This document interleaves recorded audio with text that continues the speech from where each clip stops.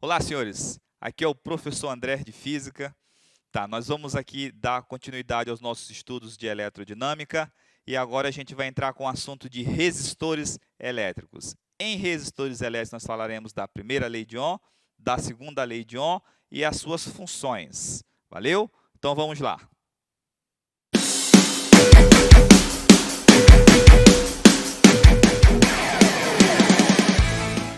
Então vamos lá. Professor, onde eu uso o resistor? Só em lâmpada? Não. Você tem chuveiro elétrico, transforma energia elétrica em térmica. Sanduicheira, energia elétrica em energia térmica. Ferro de passar roupa, energia elétrica em energia térmica. E detalhes, senhores, todos eles fazem essa função, transformam energia em calor. E esses caras são os nossos vilões no consumo de energia. Tá? Então tenham cuidado, por exemplo. Professor, ferro elétrico, consome muito? Consome. Qual é o ideal? O ideal é você segurar todas as roupas ali e passar todas de uma vez só. Ao invés de você ficar passando uma, passando outra ali, tudo, tá? Você vai economizar energia. Chuveiro elétrico, tá? Se você bota naquela potência muito alta, ele também consome energia, tá? Micro-ondas também tem um consumo de energia. Então, todo dispositivo que transforma energia elétrica em calor são vilões no consumo de energia, tá bom? Nós vamos ter uma aula, inclusive, só sobre o consumo de energia, tá? Então, dê uma olhadinha aqui. Então, eu montei aqui o seguinte, falei de todos os elementos, falei das suas funções, falei onde eu posso usar. Aí teve um cara que estudou aprofundado, que foi Ohm. E o Ohm criou duas leis. Quais são as leis? A primeira, que fala que resistores têm resistência constante, e a segunda, que a resistência é variável. Dê uma olhadinha aqui na primeira. Só aqui comigo. Ó, primeira lei de Ohm, trabalha com resistores de resistência constante. Veja o que eu falei ainda há pouco, que todos transformam de uma opção de aparelhos que transforma energia elétrica em térmica. Mas, por exemplo, o ferro de gomar, ferro de passar roupa, você controla a temperatura. Então, se você controla a temperatura, aquela resistência dele não é constante. Então, se não é constante, ele não obedece à primeira lei de Ohm. Tá? O chuveiro, você controla a temperatura lá.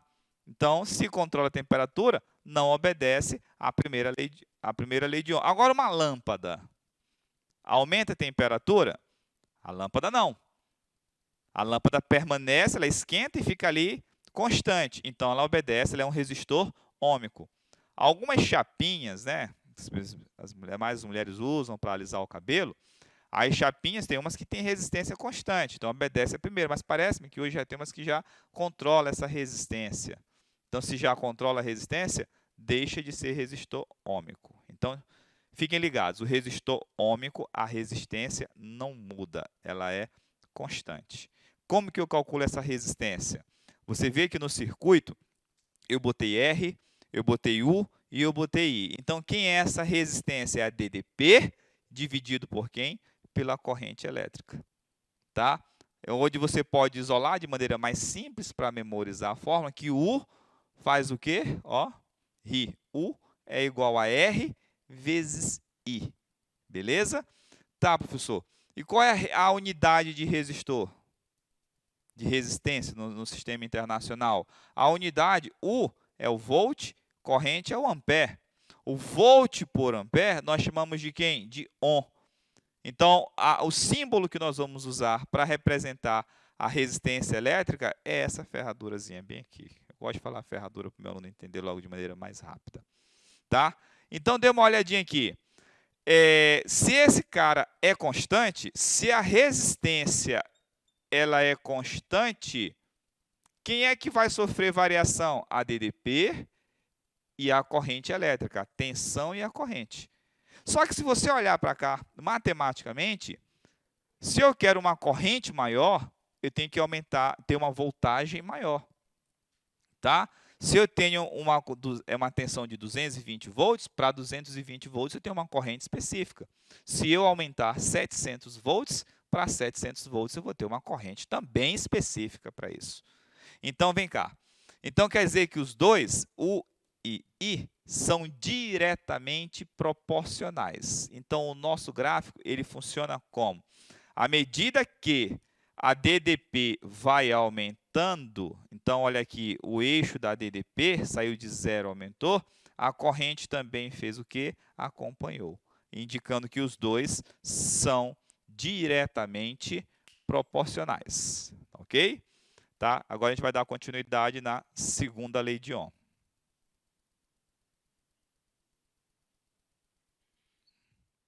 Então, senhores, continuando aqui a segunda lei de Ohm, tá? Falamos da primeira, que a resistência é constante, e agora nós vamos dar continuidade aqui para fechar o nosso conteúdo, falando um pouquinho da segunda lei. Tá, a segunda lei, ela funciona assim. Eu tenho fios, se vocês olharem aqui, eu botei 2 fios, um de comprimento L1, de comprimento L2, sendo que L1 maior que L2.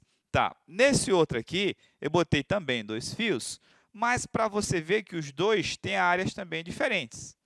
Então, a área do fio 2 maior que o fio 1. Só que um fio, você tem fio aí de cobre, você tem fio de ouro, você tem fio de alumínio, tá? Nas instalações na casa da gente, normalmente a gente utiliza cobre, que é um excelente condutor, tá bom?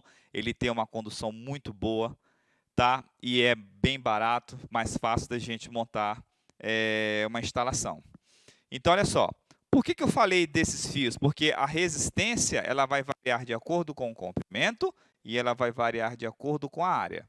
Outra coisa para vocês, o fio de cobre, o fio de ouro, o fio de alumínio, todos esses caras, eles vão possuir uma resistividade elétrica. Não é porque é metal que todos eles vão permitir a carga passar de maneira fácil. Não, senhor. Dentro dos metais, a gente tem aqueles que conduzem de maneira mais rápida. Tá? Então, cada um deles tem essa sua identidade que eu chamo de resistividade elétrica. Então, a segunda lei de Ohm, a resistência ela varia de acordo com o comprimento, de acordo com a área e de acordo com essa resistividade. Depende da questão. Então, dê uma olhadinha aqui comigo. Quem é a forma analítica? A forma analítica da resistência elétrica ela vai ser quem? Rho, tá? Que é a resistividade, o comprimento do fio dividido pela área. Então, essa resistência vai ser Rho L sobre A. Tá ok? Então, a dica que eu botei para vocês aqui, ela é assim. A resistência é diretamente proporcional ao comprimento e inversamente proporcional à área do fio. Tá bom? Essa é a nossa resistência elétrica. Então, ela não obedece. Então, se ela variou de acordo com o comprimento, de acordo com a área, não é um resistor ôhmico. Tá? Dê uma olhadinha bem aqui. E quanto vale essa resistividade elétrica? A resistividade elétrica ela é Ohm vezes metro. Só que tem questões mais capciosas que chegam para o aluno, dão uma unidade de condutividade ao invés de resistividade. Então, a gente não deve confundir que a condutividade ela é o inverso da resistividade. Tá? Então, aqui a condutividade, se você olhar as unidades, elas são parecidas. Ó, você tem Ohm vezes metro e aqui você tem Ohm vezes metro a menos 1, indicando a inversão. Então, muito cuidado. Então, peraí, professor, condutividade. Aquele cara que conduz muito, ele tem baixa resistência. Aquele cara que tem baixa condutividade, ele tem uma resistência elétrica altíssima. Tá? Então, eu vou dar uma dica para vocês só sobre esse lance de resistência alta e resistência baixa, para você entender. Que às vezes o aluno ele olha o resistor e diz, não, se eu quero que um resistor esquente, eu tenho que ter um resistor alto. Não, não é assim. Isso vai ser assunto para a próxima aula, quando a gente começar a discutir. Tá ok? Valeu, vamos lá.